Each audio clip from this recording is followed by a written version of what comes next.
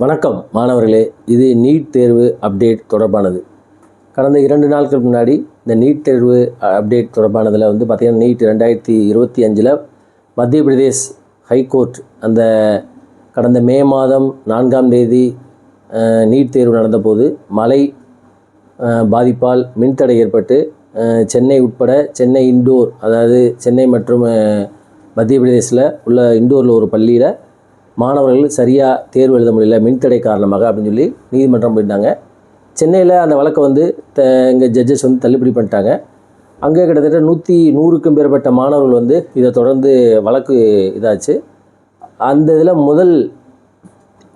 அந்த ஹியரிங்கில் முதல் ஜட்ஜ்மெண்ட்டில் முந்தானேத்து, அதாவது திங்கட்கிழமை சிங்கிள் பெட்ஜு, அதாவது ஒரே ஒரு நீதிபதி கொண்ட ஜட்ஜு என்ன தீர்ப்பு கொடுத்துருந்தாருன்னா, ஏன் நீங்கள் ரீநீட், அதாவது மறு நீட் தேர்வு இந்த பாதிக்கப்பட்ட 72 மாணவர்கள் நினைக்கிறேன் அவங்களுக்கு நடத்தக்கூடாது அப்படின்னு சொல்லி என்டிஏக்கு கட்டளை பிறப்பிச்சிருந்தாங்க. அந்த மாணவருடைய வெர்ஷன் என்ன அப்படின்னா, எங்களால் அந்த மின்தடை காரணமாக முழுவதும் தேர்வில் கவனம் செலுத்த முடியல, அதனால் எங்களுக்கு அந்த ஈக்குவல் ஆப்பர்ச்சுனிட்டி, நேச்சுரல் ஜஸ்டிஸ் அப்படிங்கிறது எங்களுக்கு கிடைக்கல அப்படின்னு சொல்லி அவங்க ப்ரே பண்ணியிருந்தாங்க, முறையிட்டு இருந்தாங்க அந்த நீதிபதி அந்த நீதிமன்றத்தில். அதை விசாரித்த நீதிபதி அந்த சிங்கிள் ஜட்ஜு கொண்ட அந்த பெஞ்சு என்ன தீர்ப்பு கொடுத்துருந்தாங்க அப்படின்னா, இந்த பாதிக்கப்பட்ட மக்களுக்கு மட்டும் நீங்கள் என்ன செய்யுங்க, நீட் நடத்துங்க அப்படின்னு சொல்லி ரீநீட் நடத்துங்க அப்படின்னு சொல்லியிருந்தாங்க. இந்நிலையில் அதை நாம் என்ன சொல்லியிருந்தோம் அப்படின்னா, அதை எதிர்த்து அப்பீல் சுப்ரீம் கோர்ட் போவாங்கன்னு சொல்லி எதிர்பார்த்தோம். எப்பயுமே முறை ஒரு ஜட்ஜுனா அடுத்து டிவிஷன் பெஞ்சில் 2, அதுக்கடுத்து 5ன்னு கூட இருக்குன்னு வச்சோன்னே. இன்றைக்கி காலையில் 10 மணிக்கு என்ன பண்ணியிருக்குன்னா, என்டிஏ அப்பீல் போயிருக்கு. அப்பீலுங்கிறது 2 பேர் கொண்ட டிவிஷன் பெஞ்ச் ஜட்ஜு. அந்த டிவிஷன் பெஞ்சு ஹியரிங் பண்ணிவிட்டு இதில் என்டிஏ என்ன சொல்லியிருக்காங்க அப்படின்னா, இப்போ உள்ள இந்த குறுகிய காலகட்டத்தில் எங்களால் ரீநீட்லாம் நடத்தி அவங்களுக்கு ரிசல்ட் போட முடியாது, எங்களால் திருப்பி கொஸ்டின் செட் பண்ணி திருப்பி அதுக்கு ஒரு சென்டர் ரெடி பண்ணி அவங்களுடைய எக்ஸாம் வச்சு அதை திருப்பி அதை ரேங்க் பட்டியலில் சேர்த்து எங்களால் இந்த குறுகிய காலத்தில் எங்களால் எக்ஸாம் நடத்த முடியாது இந்த குறிப்பிட்ட அந்த 72 பேர்த்துக்கும் அப்படின்னு சொல்லி ஒரு டாக்குமெண்ட் சப்மிட் பண்ணியிருக்காங்க என்டிஏ சைட்லேருந்து. அதை கேட்ட அந்த வாதத்தை கேட்ட எப்பயுமே ஜட்ஜஸும் சரி நீதிமன்றம் எப்பயுமே மோரார்லெஸ் அரசாங்கத்துக்கு சாதகமாக தான் இருப்பாங்க. ஏன் அப்படின்னா அட்மினிஸ்ட்ரேஷன் நடக்கணும், ஸ்மூத்தாக நடக்கணும். ரொம்ப எக்ஸ்ட்ரீம் லெவலில் பாதிக்கப்படுறாங்க அப்படின்னா தான் அந்த பாதிக்கப்பட்ட ஒரு சைடு நீதிமன்ற தீர்ப்புக்குள்ளே கொடுக்கணும்னு வச்சுங்களேன். சாதாரண பொதுவான விஷயங்களில் ஒரு நீதிமன்றம் எப்பயுமே அரசாங்கத்தோட ஒட்டி தான் செயல்படும். ஏன் அப்படின்னா ரெண்டுமே கோஹரண்ட்டாக இருந்தால் தான் ஸ்மூத் ஃபங்க்ஷனிங் இருக்கும் அப்படிங்கிறக்காக. அப்போ இந்த ஒரு பாயிண்ட்டை கன்சிடர் பண்ண அந்த 2 நீதிபதிகள் கொண்ட அந்த டிவிஷன் பெஞ்சு, ஆமாம் அவங்க சொல்கிறது வாஸ்தவம் தான், இப்போ இவங்க ஒரு சென்டர் பாதிக்கப்பட்டதுக்காக இந்தியாவில் எழுதிய 21 லட்சம் மாணவர்கள் பாதிக்கப்படுறாங்க, அதனால் ரிசல்ட்டு தாமதமாகும்.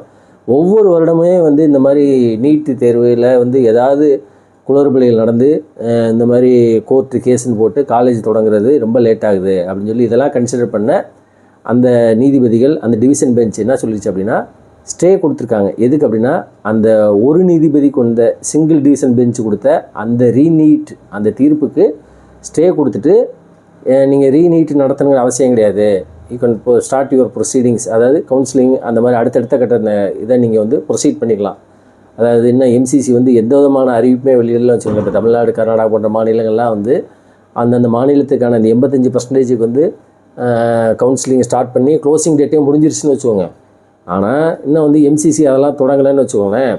அப்போ இந்த டிவிஷன் பெஞ்ச் என்ன சொல்லிச்சுன்னா, நீங்கள் உங்களுடைய பணியை நீங்கள் தொடரலாம். அடுத்து என்ன கட்டம், அதாவது கவுன்சிலிங் ஸ்டார்ட் பண்ணுறது, ரேங்கிங் ரிலீஸ் பண்ணுறது, ரேங்க் லிஸ்ட்டு, அதுக்கப்புறம் நீங்கள் கவுன்சிலிங் ஸ்டார்ட் பண்ணுறது, அந்த மாதிரிலாம் சொல்லியாச்சு.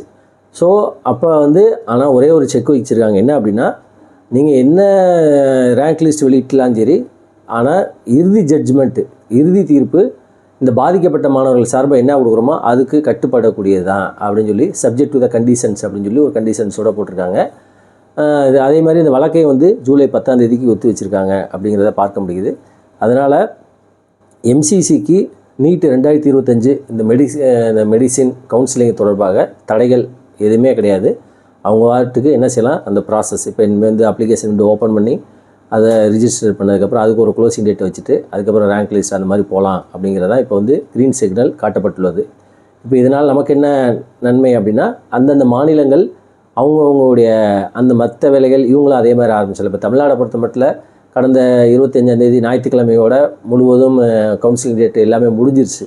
கிட்டத்தட்ட தமிழ்நாட்டில் 72,943 கிட்டத்தட்ட 73,000 பேர் வந்து விண்ணப்பிச்சிருக்காங்க அப்படிங்கிற செய்தியெல்லாம் நம்ம பார்த்தோம். ஸோ அதனால் இப்போ விரைவில் அநேகமாக ஜூலை 10ன்னு சொல்லி சொல்கிறாங்க. நம்ம ஏற்கனவே சொன்ன மாதிரி நேற்றுக்கு தினமலரில் வந்துருந்துச்சுங்க, திங்கட்கிழமை தினமலரில் ஜூலை செகண்ட் வீக்கில் கவுன்சிலிங் இருக்கும் அப்படின்னு சொல்லியும், ஜூலை 10க்குள்ளே, அதாவது மேக்ஸிமம் நான் சொல்கிறது 7ஆம் தேதியிலேருந்து 10ஆம் தேதி இந்த 3 நாட்களுக்குள்ளே தமிழ்நாட்டோட அந்த தமிழ்நாடு மெடிக்கல் செலெக்ஷன் கமிட்டி வந்து ரேங்க் லிஸ்ட்டை வெளியிட்டுருவாங்க அப்படிங்கிற செய்தியை பார்க்க முடிகிறது. அதுவும் போக நேத்திக்கு வந்து ஒரு சர்க்குலர் ஒன்று வந்து எல்லா மாநிலத்தோட அந்த மெடிக்கல் செலெக்ஷன் போர்டுக்கு வந்து எம்சிசி வந்து என்ன இது பண்ணியிருக்காங்க அப்படின்னா, அந்த டிரைவ் இருக்குது பார்த்தீங்களா, எந்தெந்த மாநிலத்தில் எவ்வளோ பேர் எழுதுகிறாங்க, அவங்களுடைய மார்க் என்ன, ஏன் அப்படின்னா அதை வச்சு தான் வந்து இவங்க ரேங்க் பேட்டில் தயாரிக்க முடியும்.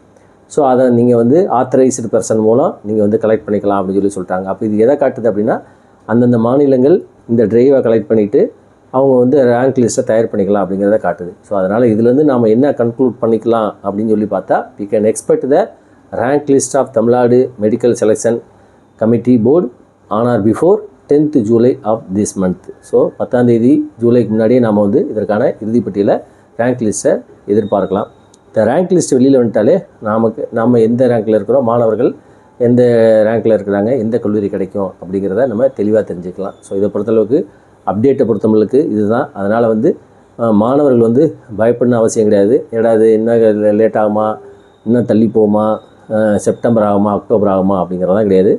ஆகஸ்ட் 15க்குள்ளே நீங்களாம் காலேஜில் சேர்கிற மாதிரியே இருக்கும். அந்த மாதிரி தான் வந்து உங்களை காட்டிலும் இந்த கவர்மெண்ட்டுக்கு வந்து நிறையா நிறையா வந்து பொலிட்டிக்கல் ப்ரெஷர் இருக்குது. ஏன் அப்படின்னா நீட்டு மீதான அரசியல். அதனால் வந்து அரசாங்கம் வந்து எந்த அளவுக்கு இந்த ப்ராசஸை சீக்கிரம் இந்த என்டியை முடித்து எம்சிசிக்கு கொடுத்து அந்த எம்சிசி வந்து ஹேண்ட் ஓவர் பண்ணுறதோ அது வரைக்குமே வந்து அவங்களுக்கு வந்து நெருக்கடி தான் இருக்குது. ஸோ இதுதான் வந்து அப்டேட்டு. அதனால் நம்ம வந்து கண்டிப்பாக ஜூலை 15க்குள்ளே கவுன்சிலிங்கு தமிழ்நாடு ஸ்டேட் கவர்மெண்ட்டில் இந்த தமிழ்நாடு ஸ்டேட்டில் உள்ள கவுன்சிலிங்கை நம்ம ஸ்டார்ட் பண்ணிடலாம் அப்படிங்கிறத நம்ம எதிர்பார்க்க முடிகிறது. நீட் தொடர்பாக அடுத்தது எந்த அப்டேட்னாலும் சரி தொடர்ந்து பார்ப்போம், பேசுவோம். நன்றி, வணக்கம்.